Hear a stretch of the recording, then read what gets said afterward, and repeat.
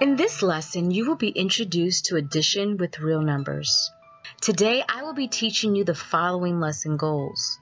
You will learn to understand how to add real numbers, and you will learn to verify real number solutions to equations. So let's begin. As discussed in previous lessons, real numbers consist of rational numbers and irrational numbers, which can be either positive or negative. When adding real numbers, you may be adding a positive number and a positive number, or a negative number and a positive number. It also could be a negative number and a negative number. Either way, there are simple steps to follow to ensure that you evaluate the expression correctly. Let's get into the method for adding real numbers.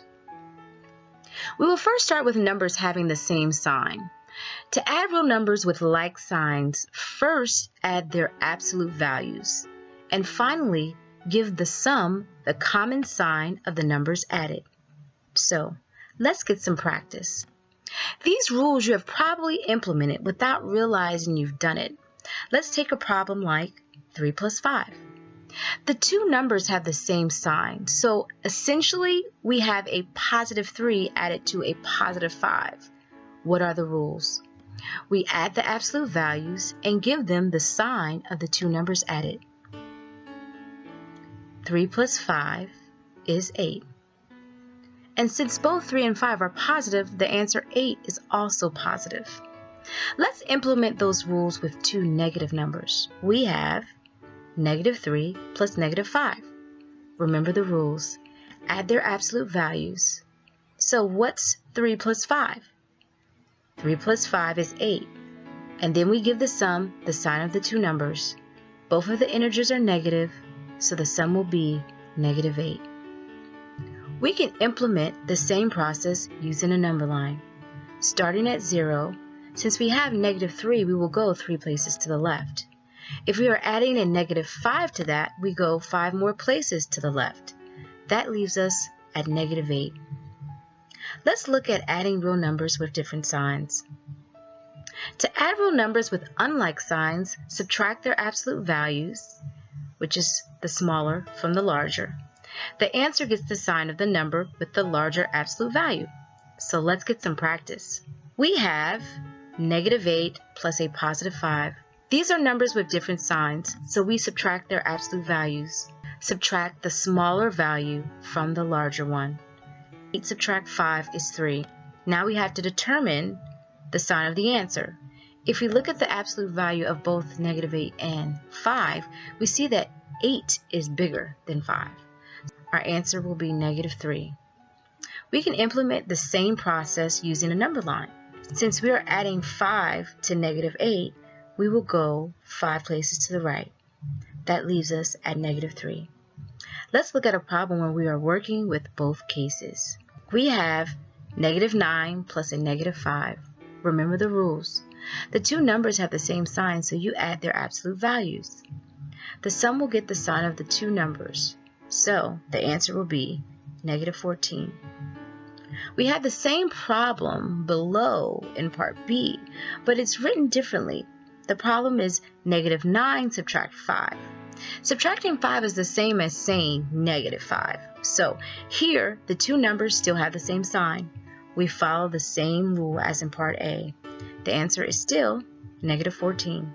Next, we have 3 added to a negative 6. The two numbers have different signs. Remember the rules. When the two numbers have different signs, you subtract their absolute values. The final answer will get the sign of the number with the bigger absolute value. So 6 subtract 3 equals 3. 6 is bigger than 3, so the final answer will be negative. Our answer is negative 3. We have the same problem, but it is written differently. The problem is 3 subtract 6. Subtracting 6 is the same as saying negative 6. So here we still have two numbers with different signs. We follow the same rules as in part C. The answer is still negative 3.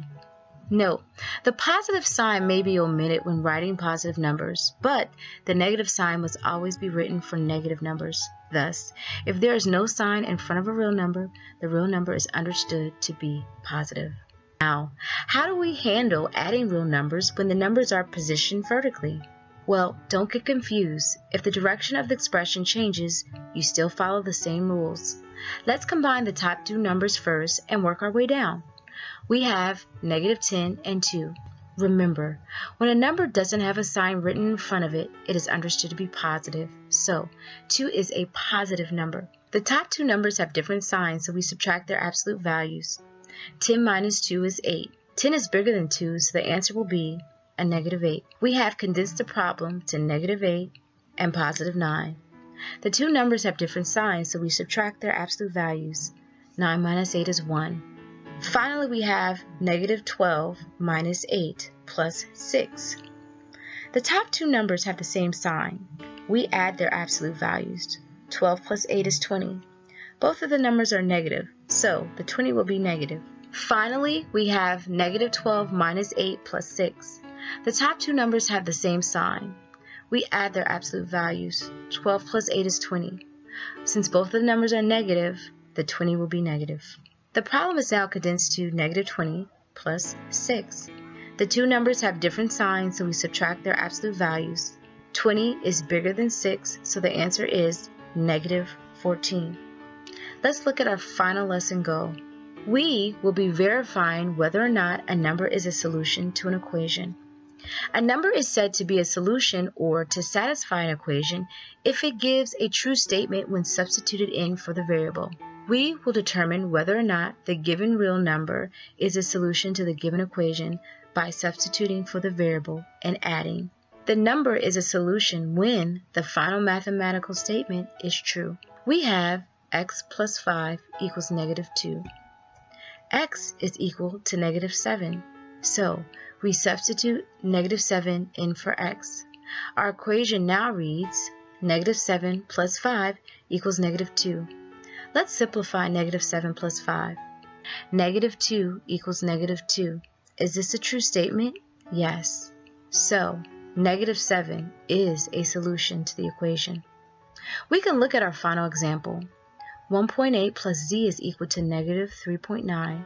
Z is equal to 2.1. The equation now reads 1.8 plus 2.1 equals a -3.9. Let's simplify 1.8 plus 2.1. 1.8 plus 2.1 is a positive 3.9. Let's read the final mathematical equation.